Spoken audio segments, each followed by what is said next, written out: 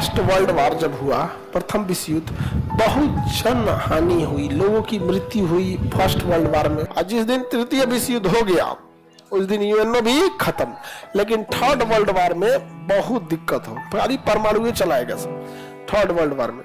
तो अब यूक्रेन युद्ध और इजराइल हमास युद्ध रुकने का नाम नहीं ले रहा है। अभी वो जीत रहा है तो काहे को दूसरे के लिए रुकने गया।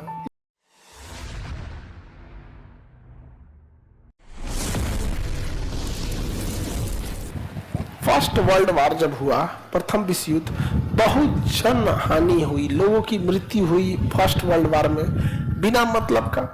तो जब फर्स्ट वर्ल्ड वार खत्म हुआ तो अमेरिकी राष्ट्रपति वुडरो विल्सन उन्होंने लीग ऑफ नेशन का स्थापना किया 10 जनवरी 1920 को।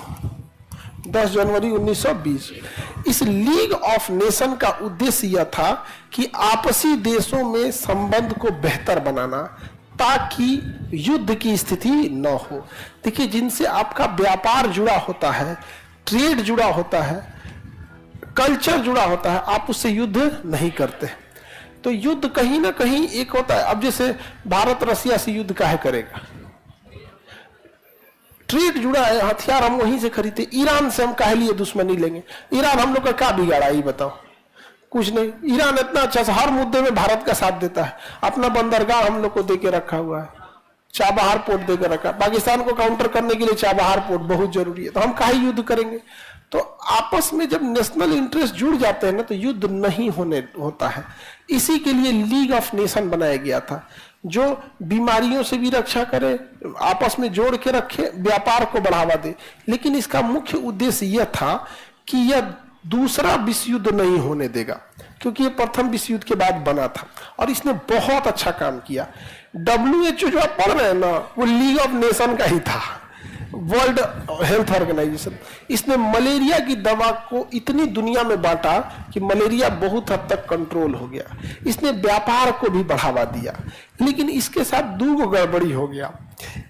इसमें नियम यह था कि अगर कोई देश इसमें सदस्य बनना चाहता है तो उसे अपने संसद से प्रस्ताव पास करना पड़ेगा। किससे पास करना पड़ेगा? इसका संस्थापक अमेरिका जो था ना, जब वो संसद में गया कि हम भी लीग ऑफ नेशन के सदस्य बने ना, तो अमेरिका के ही संसद से पास नहीं हो पाया। तुम लोग समझा ही नहीं। मतलब जिसने इसकी स्थापना किया लीग ऑफ नेशन की, घूम घूम प्रचार किया कि इसके सदस्य बनिए, और बहुत सारे देश इसके सदस्य बन भी गए। अमेरिका ने कहा कि हम भी इसके सदस्य बनेंगे। अमेरिका गया अपने संसद में प्रस्ताव लाने, तो उसका प्रस्ताव पास नहीं हो पाया। तो जो इसका संस्थापक था वही इसका सदस्य नहीं हो पाया। नहीं समझ रहे आप? तो एक तो पहला इसका दिक्कत हो गया। दूसरा, इसमें द्वितीय विश्व युद्ध रोकने के लिए लक्ष्य तो बनाया गया था कि हमें द्वितीय विश्व युद्ध नहीं होने देना है, लेकिन किस तरीके से आप विश्व युद्ध नहीं होने देंगे? कुछ ना कुछ तो होना चाहिए ना, कुछ ना कुछ तो होना चाहिए। आखिर कोई एक तरीका बताएंगे ना कि इस तरीके से हम युद्ध को नहीं होने देंगे। तो उसने ये तो तरीका ही नहीं था उसके पास। तो उसने क्या हुआ, द्वितीय विश्व युद्ध के बाद जब प्रथम विश्व युद्ध में जब युद्ध की नौबत आई तो इसके पास कोई सेना नहीं थी। तो लीग ऑफ नेशन की दो कमी, अमेरिका सदस्य नहीं बन पाया, दूसरा इसकी सेना नहीं थी, और अल्टीमेटली द्वितीय विश्व युद्ध हो गया।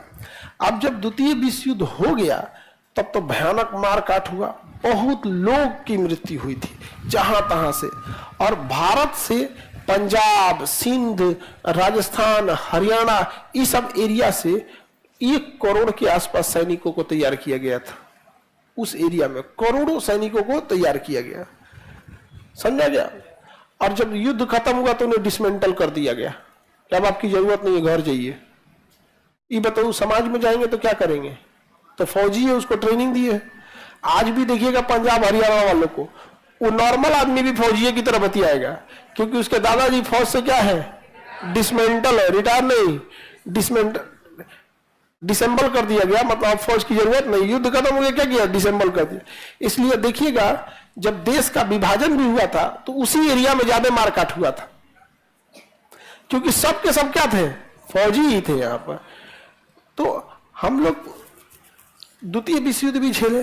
जब द्वितीय विश्व युद्ध खत्म हुआ तो फिर अमेरिका के राष्ट्रपति रूजवेल्ट, उस समय वुडरो विल्सन थे प्रथम विश्व युद्ध के समय, इस बार रूजवेल्ट। उन्होंने बनवाया 24 अक्टूबर 1945 को यूएनओ यूनाइटेड नेशन ऑर्गेनाइजेशन। इसका सदस्य अमेरिका बन गया, मुख्यालय भी अमेरिका लाया, ज्यादातर खर्च भी अमेरिका उठाया, और इसमें कहा कि हर देश यूएनओ की खर्च चलाने के लिए कुछ ना कुछ पैसा देगा, और जो पैसा नहीं दे सकता है वो सेना देगा। तो यूएनओ के सदस्य ही मिल के आपस में सेना का निर्माण करते हैं। अभी हम ही लोग के फौज में एक अफसर थे जो इजराइल हमास के कॉन्फ्लिक्ट में क्रॉस फायरिंग में उनके ऊपर टैंक का एक गोला आया और वो शहीद हो गए, जो यूएन के ड्यूटी पर थे। बहुत सारे भारत के सैनिक आज भी यूएन की ड्यूटी पे होते हैं अलग अलग जगहों पे, लेकिन वो युद्ध, यूक्रेन युद्ध और इजराइल हमास युद्ध रुकने का नाम नहीं ले रहा है। अभी वो जीत रहा है तो काहे को दूसरे के लिए रुकने गया, नहीं समझे? आगे बढ़े।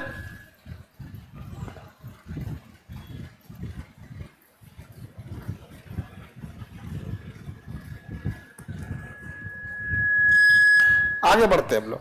तो यूएनओ के पास अपनी सेना है, अभी अपनी सेना है, अभी है, सारे लोगों से मिलकर अपनी सेना बना लेता है, अपनी सेना बना लेता है। अब देखते हैं हम लोग आगे। यूएनओ के 6 अंग बनाए गए। कितने अंग बनाए गए? एक का नाम रखा है जनरल असेंबली, जो सबकी बातें सुनता है। एक सुरक्षा परिषद जो विश्व में शांति लाता है। एक सामाजिक आर्थिक परिषद जो विकास, दवाई, मेडिकल, संस्कृति, धरोहर को रक्षा करता है। एक न्यास परिषद जो चंदा इकट्ठा करता है। उसी में एक आ जाएगा आपका अंतर्राष्ट्रीय न्यायालय, बवाल हुआ तो न्याय को सुलझाएगा। और उसमें एक लास्ट में आ जाता है सचिवालय, जो सब में क्या करेगा, कोऑर्डिनेशन करेगा। तो यूएनओ में कितने अंग है? यूएनओ के कितने अंग है? 6। और यूएनओ में बहुत सारे, कितने अंग है बाबू? यूएनओ में कई भाषाएं भी बोली जाएंगी। कितनी भाषा होंगी? 6। अब इसमें कुछ वीटो पावर होंगे, एक एक करके समझते हैं। तो यूएनओ अभी तृतीय विश्व युद्ध होने दिया या रोक लिया है?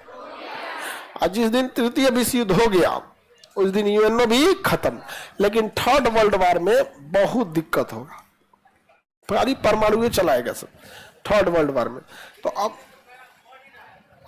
युद्ध की ओर धीरे धीरे बढ़ रहे हैं सब।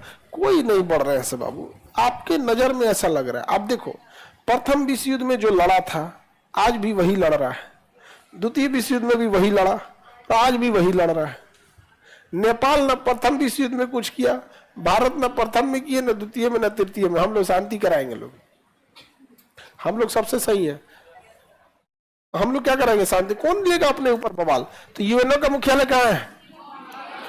अब यहाँ बहुत सारी भाषाएं बोली जाती है, पूरी दुनिया से लोग आएंगे। 193 देश है यूएनओ में। कितने देश? अब आपको क्या लगता है 193 भाषा कोई समझ पाएगा? तो इसमें 6 भाषाओं को मान्यता दिया गया है। एक ब्रिटेन की अंग्रेजी, फ्रांस की फ्रेंच, स्पेन की स्पेनिश, अरब देशों की अरबिक, रशियन और चाइनीज। रशियन और चाइनीज। यूएनओ में मान्यता प्राप्त भाषा इंग्लिश, फ्रेंच, स्पेनिश। ये तो इधर ही हो गया, इंग्लिश, फ्रेंच, स्पेनिश। अब इधर में अरेबिक, रशियन, चाइनीज। यानी पूरे यूएनओ में 2 ही महाद्वीप की भाषा, 3 भाषा यूरोप की, इंग्लिश, फ्रेंच, स्पेनिश, और 3 भाषा एशिया की, अरेबिक, रशियन, चाइनीज। समझ गया? दबदबा है, हो गया यहाँ पे पूरा। किसका? एशिया का। और किसका? यूरोप का। यही 2 एकदम यूएनओ में अपना दबदबा बना के रखे हैं, डोमिनेट करके रखते हैं सब। किस पे? एशिया, यूएनओ पे। भाषा कितनी है? सबसे बाद में जो भाषा जोड़ी गई थी वो अरेबिक थी। सबसे बाद में कौन भाषा जोड़ी गई? अरेबिक। हालांकि देखिए, आप भाषा बोलने के लिए कई भाषा बोल सकते हैं। हम लोग बातचीत में भी कई भाषाएं बोल देते हैं। कोई भोजपुरी बोल देता है, कभी कभी मैथिली बोल देगा आदमी, उर्दू बोल देगा। लेकिन जब लिखने की बात आएगी तो हम लोग हिंदी या अंग्रेजी लिखते हैं।